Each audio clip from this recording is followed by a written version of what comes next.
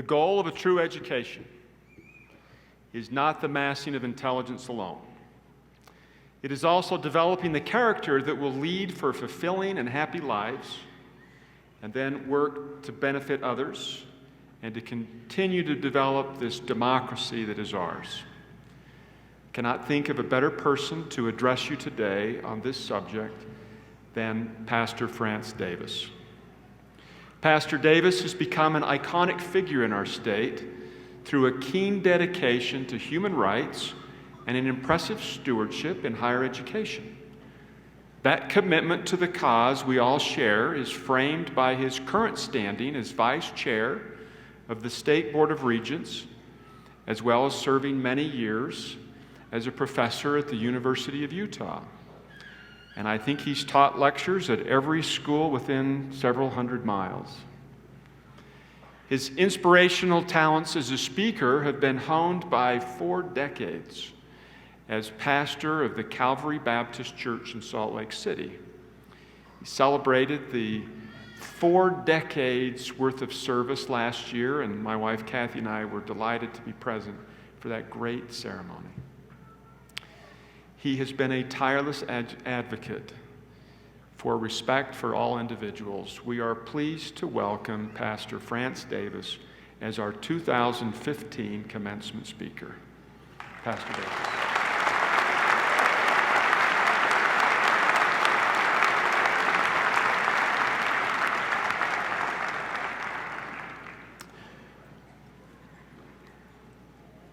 Good morning to all of you. I apologize to those of you for whom it is not a good morning.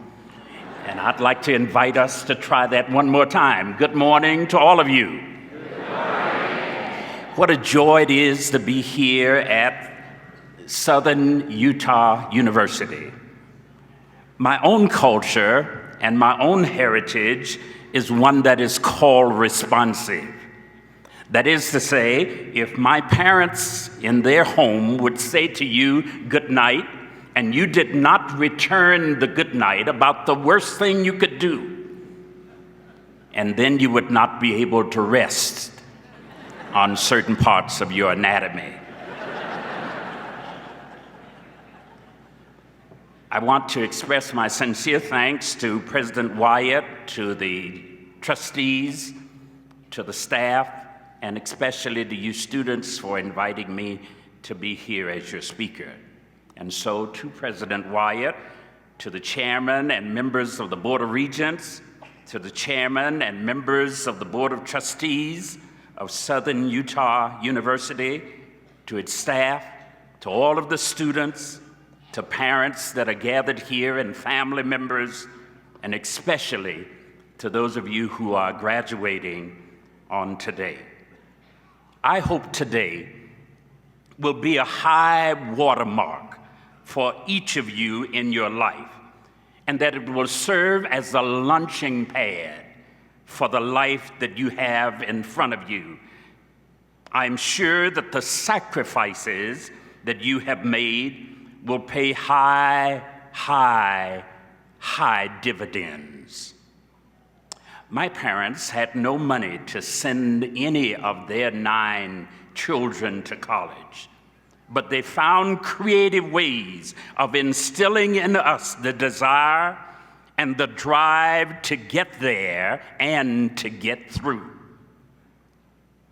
One of the things that my parents said was that during their day and during my early days, the degree to be had was an A.B. degree. I'm aware that today we seldom hear about an A.B. degree, and everybody's getting B.A.s and M.A.s and Ph.D.s. But the day of my parents' life, and as I was growing up, the degree to be had was an A.B. degree. The degree today is to have a STEM degree or a liberal arts degree.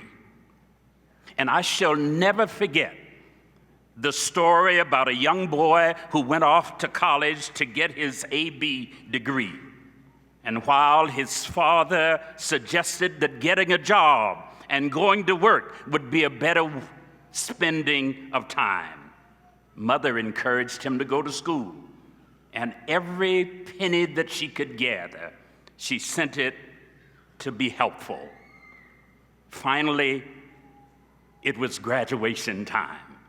Commencement day was set, and invitations were sent out, and the celebrations were about to be started, while father continued to go to work. The boy graduated and indeed came home. And one morning shortly thereafter, the air was a little thick around the family table, and the atmosphere was extra silent as the family sat down to breakfast. Finally, mother said to father, "Aren't you glad that your son is home?" And the father, in between a mouthful of eggs and bacon, murmured, "Yeah." And then the mother asked, "Well, aren't you going to congratulate the young man? He's the first in our family to graduate from college. Aren't you going to congratulate the young man?" And after a while, having grown tired of being nagged, the father finally put his fork down, turned to his young, bright-eyed son and said, "Congratulations on getting your AB degree. Now come on out in the world and learn the rest of the alphabets."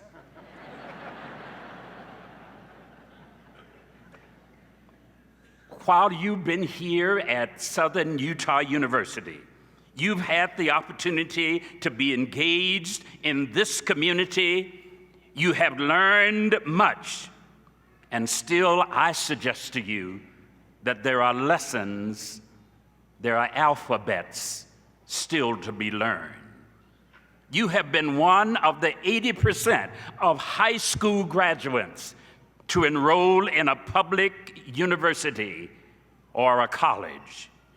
You have a greater chance for meaningful civic engagement, for better health, for less reliance on public support, for improved parenting skills, for greater job satisfaction, and more time for community volunteering. You will earn $830,000 more in your lifetime than your peer high school graduate. You are less likely to find yourself unemployed or living in poverty.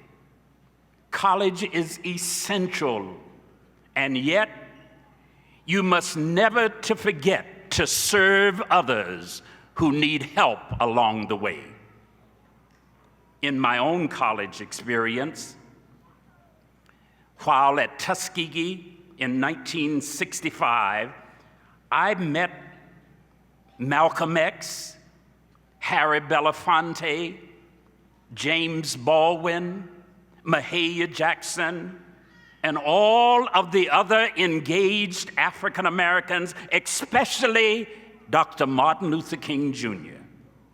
They were each human beings with flaws and weaknesses, and yet they were each trained in their own way and were able to experience that which would make for positive change, to exemplify strong character, and to lift up their heads so that the King of Glory could come in. In 1965, the students at my college, Tuskegee Institute, joined the movement, and we were determined to turn the injustices of our representative society upside down. We wanted to draw the attention of the whole world to the conflicts and the cruelties suffered by a people who were now marching from Selma to Montgomery. And if you've seen the recently released movie, if you look closely, you might even see my picture in the movie. The issue today is how many of our young men will have to give their lives to useless violence.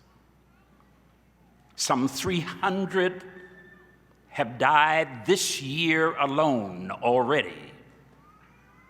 Some have given their lives and we don't know why. And as you watched on television last night and the nights before, you saw the evidence of what happens in Baltimore, Maryland. Well, some of us who were marchers were brutally trampled and beaten on Bloody Sunday. The Reverend James Rebb was beaten to death by segregationists. Mrs. Viola Liuzzo was shot and killed by the Ku Klux Klansmen along Highway 80, both of whom, by the way, didn't look like me. Governor George Wallace held his position of nullification. And in fact, it was 150 years ago that all of us as a country made the serious turn up the road toward justice and equality for all. For me, it was 50 years ago. By the way, it was 50 years ago that computers became relevant. It was 50 years ago that we marched from Selma to Montgomery, declaring that every citizen of our country needed access to the right to vote. It was a risky pursuit on that march. And as you've seen in the recently released movie, and yet people of all colors, all backgrounds, risked their lives to ensure that they could register and they could, in fact, vote. Just as an aside, I remember the day that my father first had the opportunity to register and vote. And shortly after he was able to register and vote, I remember that he was called to serve his country in a second way, jury duty. My father did something that was unusual. He took a bath in the middle of the week. He dressed up, put on his shoes that he had polished with tallow, got in his 1949 Chevrolet, and drove into town to serve on jury duty. And there felt like he was really somebody because he had the same opportunity that every other citizen in our community. This was our way, I suggest to you, of learning more and more of the alphabets. So we had already gotten our AB. We then learned about a strong commitment, a commitment to safe and decent, along with affordable housing for everybody. We learned D, to depend on equal educational opportunity for all to be the only way toward upward mobility. We learn E, to encourage one another to strive to reach the highest potential that one could reach so that we ourselves could reach our own potential. We learn F, to face the making of mistakes for the chance of being successful. And we learn that giving is more important than getting and gathering. We learn that hope that is what drives us to a brighter future. We learn that integrity overrides any other attainment. We learn that justice does not mean just us. We learn that kindness says more about the person sharing it than it does about the one receiving the honor or the tribute. And we learn, as you heard from your student speaker earlier, that although it is a hard word to say, love is more powerful is the more powerful force as long as there is more than one human being. And so along the way, we've been learning the various alphabets. And I believe that higher education is one of the tools that works to move us to a more livable wage. I believe that if we're going to, any of us, be upwardly mobile, we must have compassion. Compassion for those with no health care. Compassion for those that are wrongfully incarcerated. Compassion for a better society for all. It is time for us to spend less of our time, it seems to me, as college graduates, on corrective action and institutional warehousing, and more of our time on preventative care and formal education. It's a wonderful book I recommend entitled The New Jim Crow. And that book reminds us that the new Jim Crow is being practiced, which allows us to increase our prison populations 6 times faster in the state of Utah than our national average.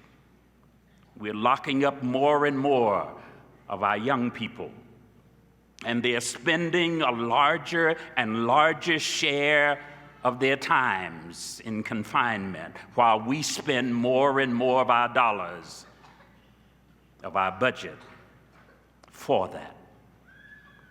We must find ways, I suggest to you as you graduate today, instead of locking up more and more of our people, we've got to find ways of educating more and more and more of those that are about us.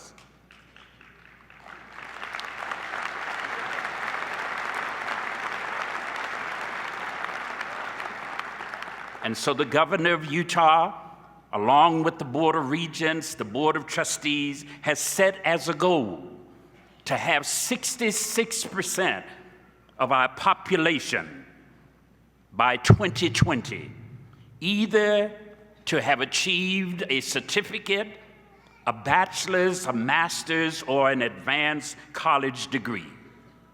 It is our conviction that the only way one will be able to get that livable wage job, have sufficient health care, and to reach the brighter places in life is to be able to get that number highly trained and educated. And so I've come to suggest just 2 or 3 steps, or 4, or 5. Now remember, I'm a Baptist preacher, and we always ending somewhere, but we always have more to say. So here are some steps that I'd like to suggest that you would consider as graduates. Now that you have prepared for productive living, and the ground is swelling pregnant, I suggest to you, for change. I suggest that you engage yourselves with others in productive living. I suggest that you become servants that will help our society to grow. And I suggest that you remember that you may, in fact, fall down, but get back up again. And so, when this celebratory day comes to an end, and the late news has reported your graduation, and it has spread all over the country that Southern Utah University has graduated another class of graduates like never before, I suggest that you then crawl in the bed when the late news have gone off and get a good night's sleep, and then wake up at 3:30 in the morning. And when you are awake at 3:30 in the morning, spend a little time getting your own self together, and then get busy going about to make a difference for others. Congratulations, 2015 graduates of Southern Utah University. And I pray and hope that your futures will be bright and your life fulfilling. Thank you.